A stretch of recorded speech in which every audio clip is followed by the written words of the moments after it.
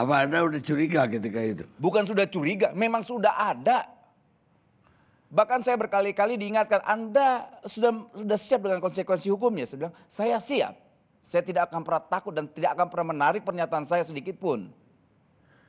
Bahwa memang itu terjadi. Dari pagu 300.000 menjadi 270 dan dipotong 11-14%. Dan itu fakta Pak Karni. Bahkan yang disampaikan Ibu tadi yang dari Palmerah, lebih dari itu. Sarden itu tidak layak untuk dimakan. Bahkan berasnya pun tidak layak untuk dimakan. Sardennya hanya layak untuk dimakan kucing. Jadi bukan bansos untuk manusia, bansos untuk kucing. Lalu kita lihat hari ini kan memuakan. Rakyat sudah marah dengan kondisi seperti ini. Masih ada menteri-menteri yang berani coba melakukan hal yang ini. Ini kekejian menurut saya.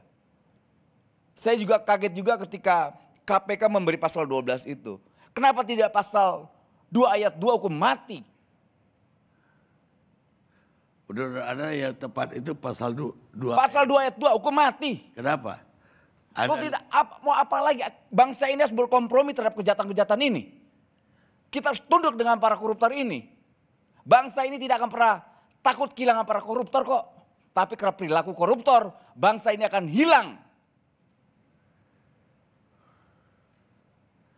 Bung Karni bisa lihat semua kementerian, semua lembaga negara, semua bicara tentang slogan-slogan anti korupsi. Mari kita lawan korupsi, mari kita lawan korupsi. Faktanya sampai detik ini apa? Cuma slogan semua. Bahkan semua menteri-menteri yang ketangkap bicara tentang anti korupsi. Bahkan menteri sosial juga bikin video yang di framing. Beliau sosok yang anti korupsi, pendekatan dengan humanis apa dan pelakunya juga dia. Begitu juga menteri Edi Prabowo bicara juga anti korupsi. Pelakunya juga dia juga. Artinya pilihannya harus tidak ada lagi selain hukuman mati. Makanya saya kaget Pak Ketua KPK kita bicara berkomitmen tentang siapapun yang melakukan korupsi bansos akan dihukum mati. Wah kita luar biasa mengapresiasinya. Pas proses penangkapan, pas OTT, besok harinya konferensi pers, kita lihat KPK mengenakan pasal 12. Itu kaget sekali kita, kok begini? Kok KPK ini kok jadi banci, jadi penakut? Yang kita khawatirkan nanti adalah bangsa ini tidak lagi percaya dengan lembaga-lembaga hukumnya. Karena sama aja, semua cuma slogan. Slogan semua isi-isinya. Bang Karni bisa lihat, temuin semua kementerian. Isinya apa? Slogan, mari kita lawan korupsi. Lawan korupsi. Semua bicara anti korupsi. Tapi faktanya hari ini, hampir semua di kelembagaan pemerintahan ini, isinya para koruptor semua isinya. Saya tidak akan pernah sekalipun menarik pernyataan saya. Apa ada yang menyuruh tarik? Kenapa? Ada yang menyuruh tarik.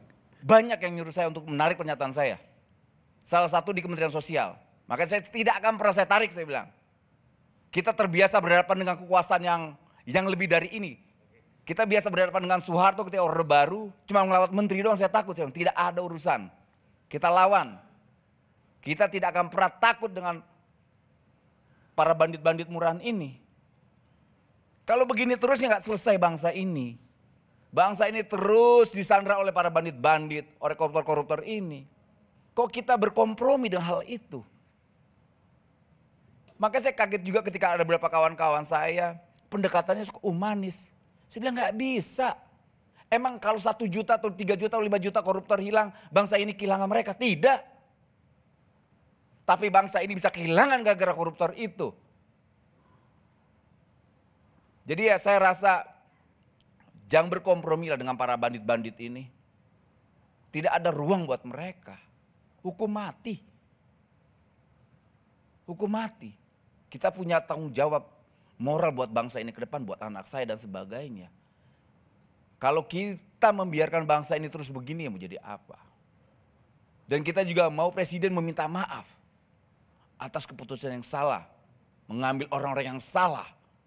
Walaupun kita lihat bahwa persoalan korupsi ini bukan mewakili negara atau mewakili lembaganya, tapi mewakili dirinya yang tamak